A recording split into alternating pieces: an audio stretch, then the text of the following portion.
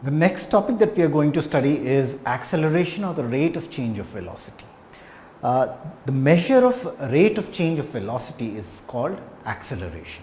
The formula that is used for acceleration is A is equal to change in velocity divided by time. So, the change in velocity is the final velocity minus the initial velocity of a body divided by the time taken to go from the initial velocity to the final velocity. The initial velocity is taken as u and the final velocity is taken as v, and the time taken to go for the body to go from u to v is t, and in that case the acceleration A is equal to v minus u by t.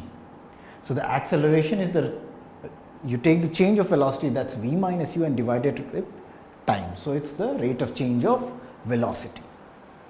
For the case of uniform velocity is the case when the velocity does not change. So, the initial velocity is going to be the same as final velocity. In such a case, v will be equal to u. So, what will be A? A will be equal to v minus u. Since v and u are same, therefore, A will be equal to 0. So, in case of uniform velocity, the acceleration is 0. Another important result that you have to use, that you can use here in case of uniform not in case of uniform velocity, we will deal it later. The second is when the final velocity is greater than the initial velocity, that is v is greater than u. In that case, the acceleration will be a positive value, and then it is called acceleration. If the final velocity is less than the initial velocity, it is a case of negative acceleration or deceleration or retardation. So, in case of retardation, the initial velocity is more than the final velocity. Now, besides this, you can have cases of uniform acceleration and non-uniform acceleration. Uniform acceleration is the case when the velocity of a body moving along a straight line increases at a constant rate. If the change in velocity is the velocity changes at a constant rate, then the acceleration that you get is called uniform acceleration.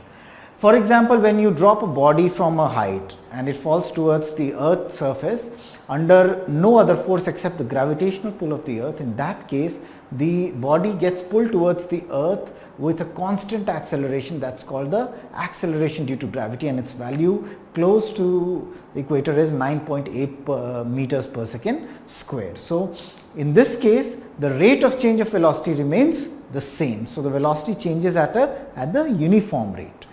And non-uniform acceleration would be a case when the velocity changes by unequal amounts in equal intervals of time, and it is said to be the case of non-uniform acceleration.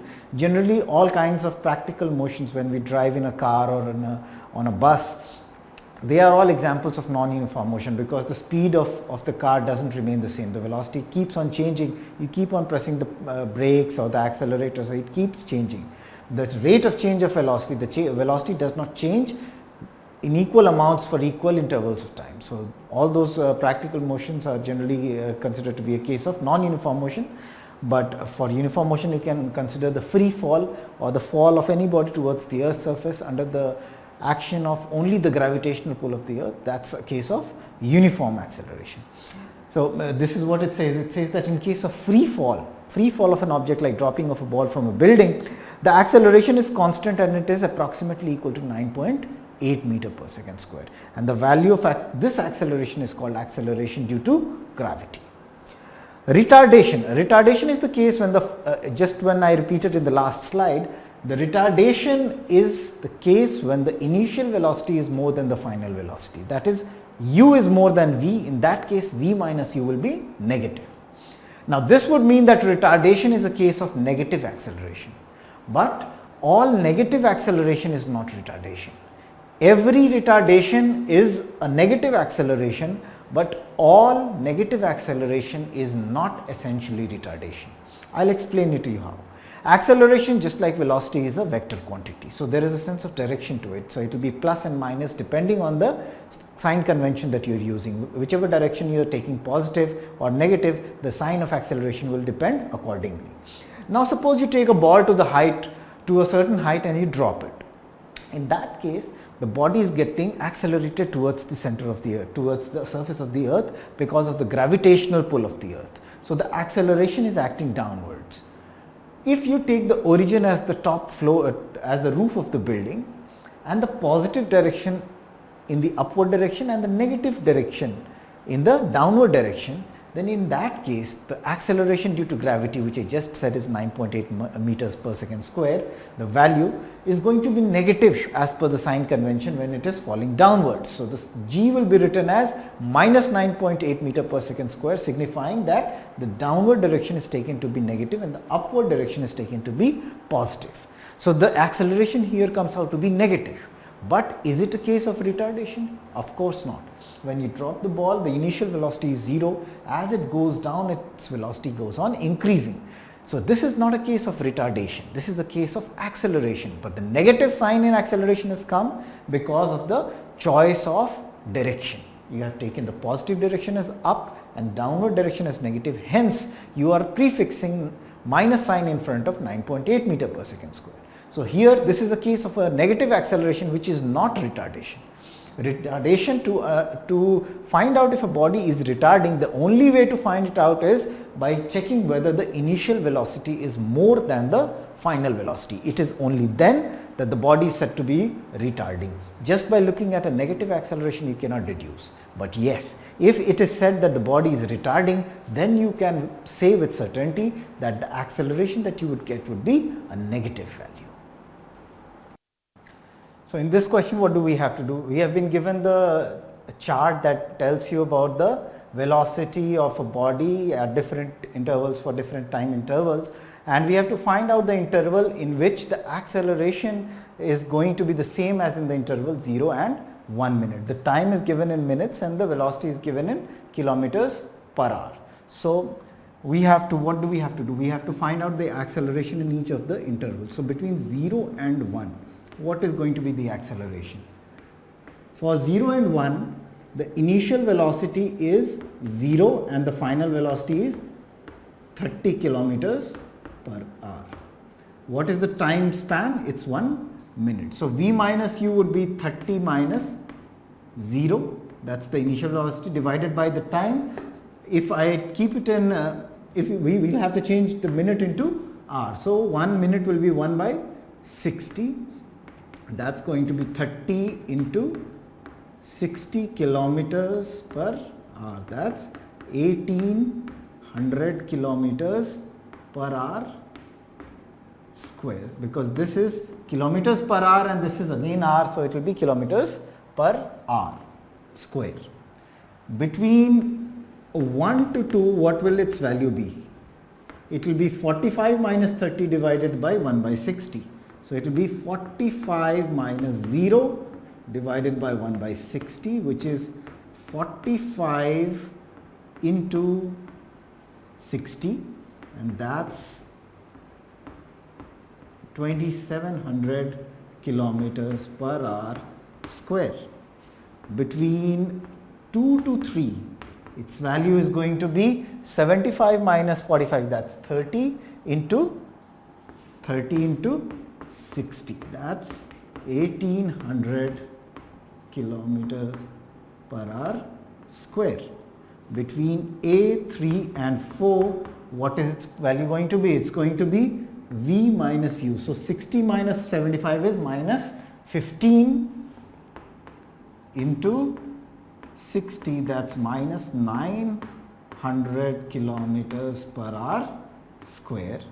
And for A4 to 5, it's going to be 50 minus 60, the final velocity minus the initial velocity, that's 50 minus 60, that's minus 10 into 60, that's minus 600 kilometers per hour square. So the question being asked is, in which interval is the acceleration same as the acceleration in the time interval 0 and 1? So between 0 and 1, the acceleration is 1800, and in the time interval from second to third minute, the acceleration is again 1800 kilometers per hour square. So the answer for the first question is, the acceleration would again be the same as it is in the first second during the time interval between second and third minutes. The second question is the time interval in which the car decelerates. Decelerates, that means retards, and retardation is a case when the final velocity is less than the initial velocity, or the initial velocity is more than the final velocity. For this interval, the final velocity is more than the initial velocity. So this is not retardation. Here again the final is more than the initial, it is not a case of retardation. Here again the final is more than the initial.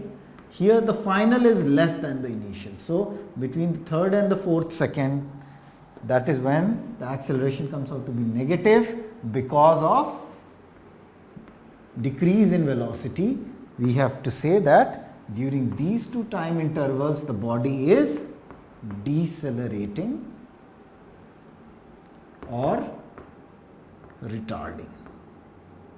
So the body is retarding during the fourth minute and the fifth minute. So that is the second part. Now the third part is it the case of uniform or non-uniform acceleration? Uniform acceleration is when the acceleration remains constant. Is it a case of uniform acceleration? No. The acceleration keeps changing every minute. Hence it is a case of non-uniform acceleration. Now the next question asks which of the speeds 72 kilometers per hour or 21 meters per second is greater. For this you have to change either of the two speeds into the other form, and so that the units remain the same. That's when you can compare. When the units are same, then only you can compare, not just based on the numerical values. So the two speeds that you have are 72 kilometers per hour and 21 meters per second. So we can convert both of them into meter per second, or we can convert both of them into kilometers per hour and compare, not just on the basis of the values here. So 72 kilometers per hour needs to be changed into meter per second. What do we do? For converting from a higher unit, that's kilometer per hour, to a lower unit, that's meter per second, you multiply it with 5 by 18. And what do you get? You get 20 meters per second. This remains 21 meters per second. Which is greater? 21 meters per second is the greater speed. You could do it alternatively. You could convert this into kilometers per hour, which is when the case will be 72 kilometers per hour and 21 meters. So you convert from lower unit to a higher unit, you multiply it with 18 by 5, and then you can solve. It will come out to be this will be what, how much?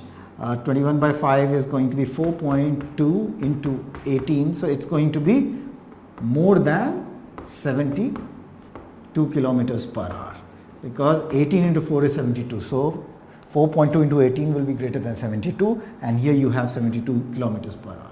So again in this case the 21 meters per second is going to be the higher speed. So you could do either ways. You could convert this into meter per second or this into kilometers per hour and compare.